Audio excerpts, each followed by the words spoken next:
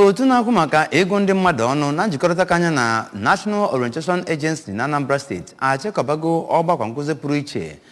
maka amụma ego ndị mmadụ na ụlọ ọrụ n'afọ 2023 na bụkwaziri n'Awka. Ya bụ ọgbakọ nkụzi bụ nke enyere nkwado na ya site n'aka kọmishọna nọchite anya Anambra State na ya bụ otu ọrụ NPC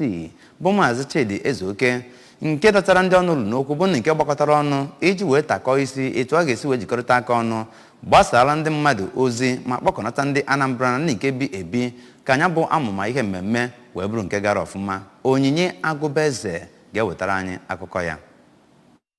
Kọmishọna ahụ n'okwu nnabata ya kwuru na ya bụ njikọta aka ọnụ maka ọnụọgụgụ nke afọ 2023 bụ ịkwalite ọrụ aka ndị ọrụ National Orientation Agency iji wee ghọta etu a ga-esi wee mee ya bụ ọnụọgụgụ nakwa izisa ndị mmadụ ozi. Ka ọ na-ekwukwe na dịka a na-eche mbinye aka nke onyeisiala bụ Muhammadu Buhari enwekwara nkwado pụrụ iche maka ya bụ emume. Maazị Ezeoke kwuru na ihe ha na-elegara anya bụ ime ka ndị Anambra mara ebumnobi ha iji wee nweta nkwado ha wee mee ya bụ ọnụọgụgụ ka ọ gaa nke ọma.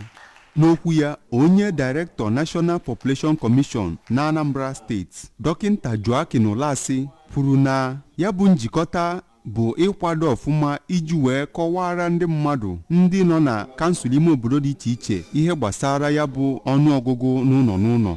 Dọkịnta Olasi kwuru na ya bụ nkụzi bụ nke a ga-esi na ya wee kụziere ndị National Orientation Agency nakwa ndị ọrụ ha ihe niile dị n'ihe gbasara ya bụ agụmọnụ. Onye State Director nke National Orientation Agency, Barrister Charles Nwoji, kwuru na ya bụ ụlọ ọrụ ga-ahụkwa na ozi pụrụ iche ga-rutere mmadụ niile n'ebe ọbụla ha nọ, ọkachasị ndị nọcha n'ime obodo, iji mee ka ha mara nke ekwe na-akụ.